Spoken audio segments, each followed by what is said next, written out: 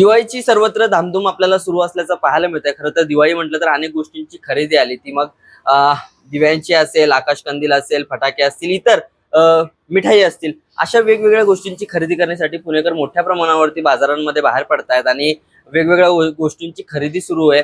मिठाईच्या दुकानात मी सध्या आलो होतो तर मला पाहायला मिळतंय तर इथे चॉकलेटचे फटाके आपल्याला पाहायला मिळतात। आता तुम्हाला हे ऐकून धक्का बसेल, पण खरंच या ठिकाणी आपण पाहतोय की चॉकलेटचे फटाके, चॉकलेटचे दिवे, चॉकलेटच्या पंत्या आपल्याला या सगळ्या ठिकाणी आपल्याला पाहायला मिळतात।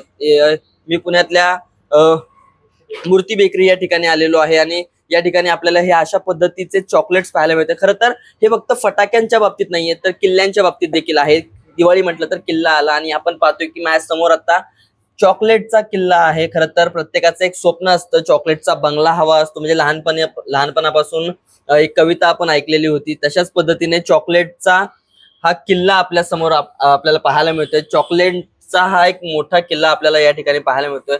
या ठिकाणी आपण जर पाहिलं तर बच्चे कंपनीसाठी हा विशेषतः तयार केला गेलेला हा किल्ला आहे। आता एकूणच याची संकल्पना नेमकी काय आहे किंवा या सर्व यांना याचे जे ओनर्स आहेत त्यांना नेमकं काय वाटलं की अशा पद्धतीने चॉकलेटचे अशा पद्धतीचे प्रोडक्ट तयार करावे, असं नेमकं काय वाटलं हे आपण त्यांच्याकडनं थेट जाणून घेऊया। सर, काय नेमकी संकल्पना तुम्ही ही मांडली? गेल्या किती वर्षांपासून चॉकलेटच्या माध्यमातून तुम्ही फटाके तयार करता? नमस्कार, मी विक्रम मूर्ती चॉकलेट मूर्ती बेकरी कन्फेक्शनरीज 88 वर्षे झाले आम्ही ह्या व्यवसायामध्ये आहोत।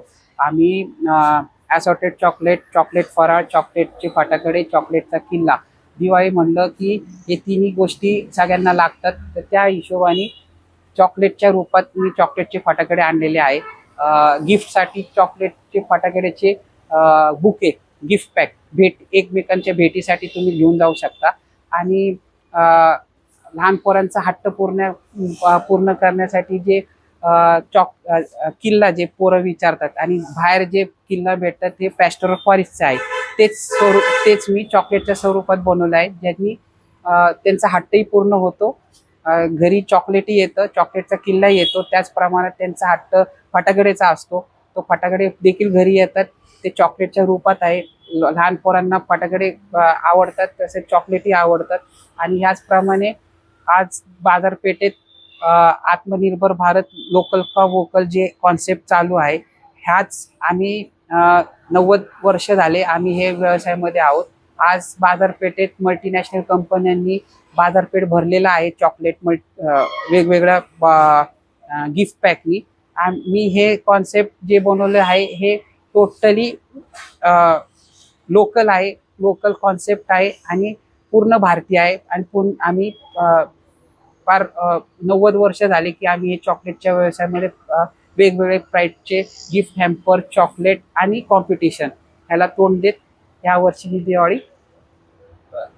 कोणकोणत्या पद्धतीचे फटाके जे आहेत ते तुम्ही बनवलेले आहेत, ज्याच्यामध्ये वेगवेगळ्या फ्लेवरचे चॉकलेट तुम्ही ऍड केलेले आहेत, त्याचा काही उदाहरण तुम्ही सांगू शकता का? हा, आता तुम्ही बाजारात गेले की 11 प्रकारचे फटाकडे असतात। त्याच्यात तुम्ही बघितले तर लक्ष्मी बॉम्ब आहे, मग इथं लड फटाका आहे, आकाश कंदील बनवला आहे, याच्यात चॉकलेटचं चक्र आहे, सुतळी बॉम्ब आहे, अनार आहे, फुलझडी बनवलेली आहे। आता तुम्ही जर का म्हणाल की याच्यात हा फ्लेवर डार्क चॉकलेटचा आहे, पण जेव्हा तुम्ही फटाकडे तोंडात घातली तुम्हाला तो क्रॅकलिंग इफेक्ट आहे। म्हणजे फक्त प्लेन चॉकलेट नाही, पण तुम्हाला तो फील भेटतो, जसा आपण फटाकडे वाजवल्यानंतर तो जो इफेक्ट असतो वाजल्यानंतर कुरकुरपणा, तर तुम्ही हे चॉकलेट खाल्ले की तुमच्या तोंडात तो क्रिस्पीपणा आणि तो क्रॅकलिंग इफेक्ट हे आम्ही चॉकलेटमध्ये दिलेला आहे। तुमची संकल्पना म्हणजे नेमकी कशी होती की लोकांनी हे फटाके का घ्यावे? एकच आहे की आपल्याला प्रदूषण वाचवायचे आणि मी सगळ्यांना एकंदरीत विनंती करतो की फटाकडे वाजवू नका। ह्या प्रकारचे चॉकलेटचे फटाके घेऊन चॉकलेटचा आनंदी घ्या, गोडवाई वाढवा आणि आपल्याला आपण जे एकमेकांना भेटीगाठी करतो त्याच्यात गोडवाई वाढवता येतं, दिवाळीचा आनंदही घेता येतो आणि प्रदूषणही वाचवता येतो आपल्याला।